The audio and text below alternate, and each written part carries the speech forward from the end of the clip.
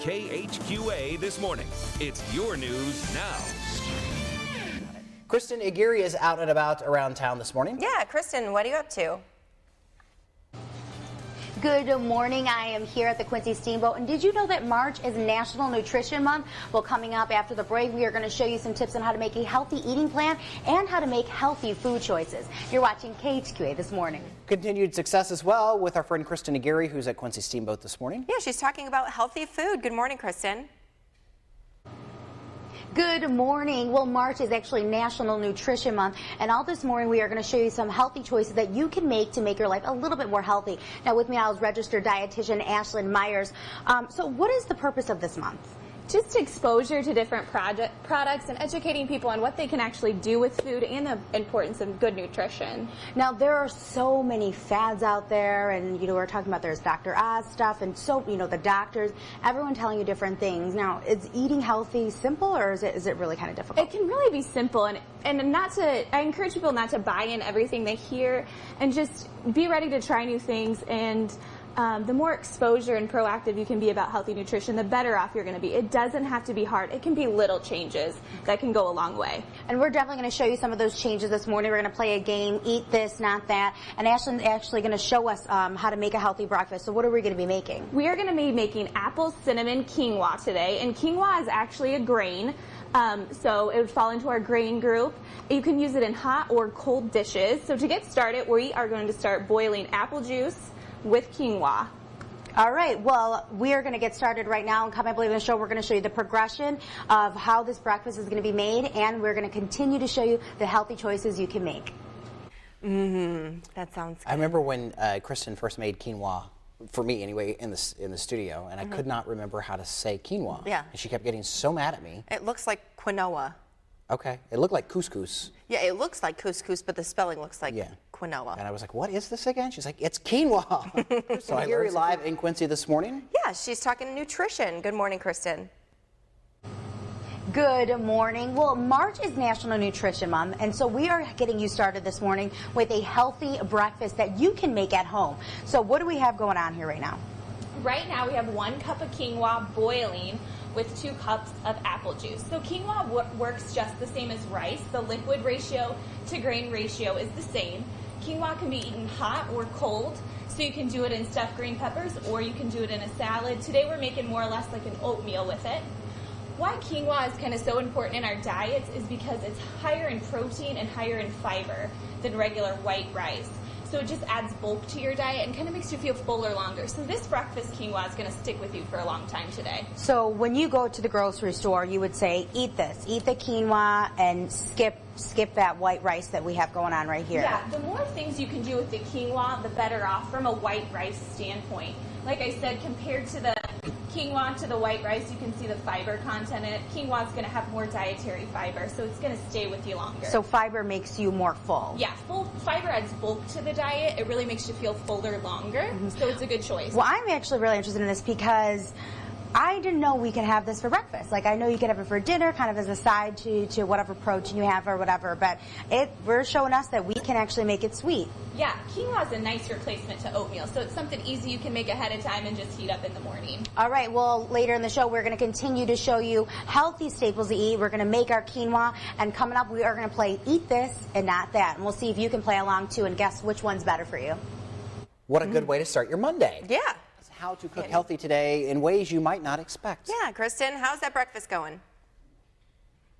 Good morning. Yeah, well, we have our breakfast quinoa boiling right over here, and while we're waiting for that to cook, we are talking portion size. So it's National Nutrition Month. Why is it so important for people to understand what they're eating? One of the most important things you can look at on the food label is the serving size. The more proactive we can be about counting and measuring out our food, it's going to help us with portion control and set us up for success. A lot of times we get disappointed when we get a portion like that versus a portion like this. So we really encourage people to be in control of their portions when it comes to eating. I'm sure I would be I'd be like, why did I get this little hamburger, you know? So would you recommend cutting things in half, or how would you recommend if you did, when we do get this size, what do we do? If going out to eat is something that you do often, being more proactive about asking for the box when you get there, or making healthier choices when giving the option. Do I have to get the fries? Could I do steamed veggies instead, or a side salad? Does it really need the cheese on top of it? So the more in control you can be about making healthy choices when giving the option. So when we are going in for our portion sizes, I see there's kind of a measuring. What should we be looking for? The size of a card? Correct. So when you think of like a piece of fruit, you should think of the size of your fist or a tennis ball. So that would be 1 serving of fruit. When we talk about our meat, it should be the size of the palm of our hand, as thick as a deck of cards. All right, well, I'm looking at my portions, and I feel like they're a little bit distorted. So we're going to continue to show you ways to make healthy eating choices when you go out to eat, and we're going to continue making our quinoa. So we have so much more stuff here, and we are celebrating National Nutrition Month. All right, thank you, Kristen. As sad as it is playing a game this morning, eat this or that. Sounds like a good game to play. I wonder which one we should eat. Kristen? Good morning. So we gave you some choices to either choose between canola oil or coconut oil. So think about what you think the answer is. What should we be cooking with? Okay, it's eat this and not that for the oils. We should be using canola and olive oil for baking and cooking as far as that goes, because they contain the heart-healthy oils. Coconut oil would contain more saturated fat, and that would be one of our bad fats. Saturated and trans would be. So the more canola and olive oil we can use in our diet, the better. Another thing too about coconut oil, it's 97% saturated fat, and as you can see, it kind of just is in the jar stiff. You know, it kind of reminds me of that saying, you are what you eat. So it's like, correct. Do you want that in your body? But I'm seeing coconut oil everywhere now. It is kind of a buzzword right now. A lot of people are supporting, you know, it's good for your skin, it can help with dementia. But for just the average person, using olive oil and canola oil is going to be the better choice, because this would be harmful to your heart and your overall health and promote weight gain. So. Okay, and you said if a recipe calls for coconut oil, you can use olive oil or canola or anything like that. You can use either or. And so what other little choices do we have here? Over here we have some chia seeds and flaxseed. So what we can do with those, you can put them in things you commonly consume on a daily basis. So chia seeds and flaxseed are going to be high in fiber, and remember earlier we talked about how fiber is good for us. It adds bulk to the diet, makes us feel fuller longer, naturally lowers our cholesterol. And chia seed looks a little bit like pepper, but you were saying it doesn't really taste like anything. Correct. And flaxseed, same thing. We've added flaxseed in oatmeal this morning. All right, well, I'm going to taste this and let you know. It's good. It's good. Fiber keeps you full. We'll have more details coming up later in the show on National Nutrition Month. I don't think fiber keeps you full at all. I think it empties you out, to be honest with you. Well, it makes you out and about this morning teaching you things you should put in your mouth. Yes, and eating quinoa. How's it going, Kristen? Good morning. We are celebrating a National Nutrition Month, and now we're playing another game of eat this or eat that. So which one do you think we should eat? This PB2 powdered peanut butter or a natural spread? You got your answer? Which one should it be? You can actually eat both of them. Yes. Peanut butter is a good source of our heart-healthy fat, so really the only difference between the natural peanut butter and the PB2 is the fat content. The peanuts have been pressed in the natural peanut butter, so it's more or less like a powder, as you can see here. So we just mix some PB2 up with some water, and it's going to be lower in fat. Also, PB2 is something really good you can put in shakes and everything like that. And then natural peanut butter is going to be a good source of our heart-healthy fats and not have trans fat in it from the hydrogenation process. So if you want to give the PB2 a try here, we mixed it up with some water, and this is chocolate PB2, so. Oh, yeah. Good? This is so, oh, yeah. That's the stuff. Now, what should our plates be looking like? Okay.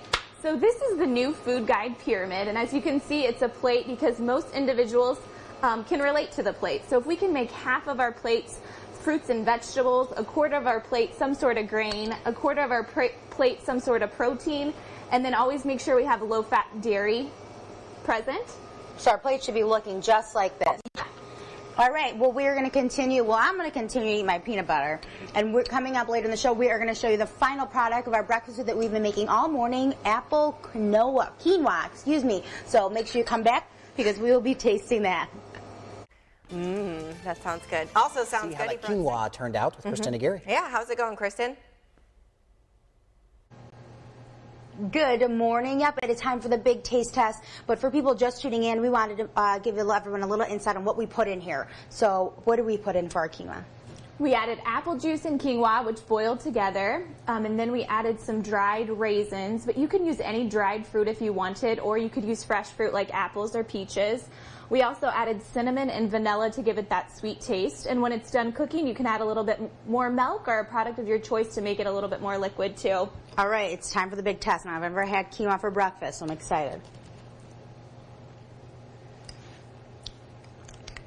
It does taste like oatmeal. Pretty good stuff, huh? Mm-hmm. Now, if you want to get some more tips on healthy eating, what can they do? I would encourage individuals to go to eatright.org or myplate.org is some good information to get some solid nutrition information. Oh, and also we offer cooking classes here at Steamboat through NewFit. We teach Mini Chef Academy.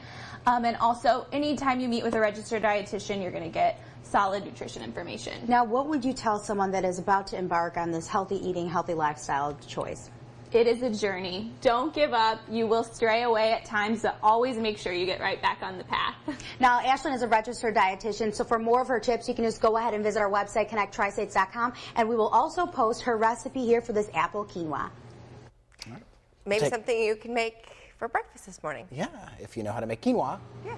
Well, all morning we've been celebrating National Nutrition Month and showing you healthy ways to make right food choices. For more information on this month and to get the recipe from this morning's apple quinoa, make sure to visit our website, connecttristates.com.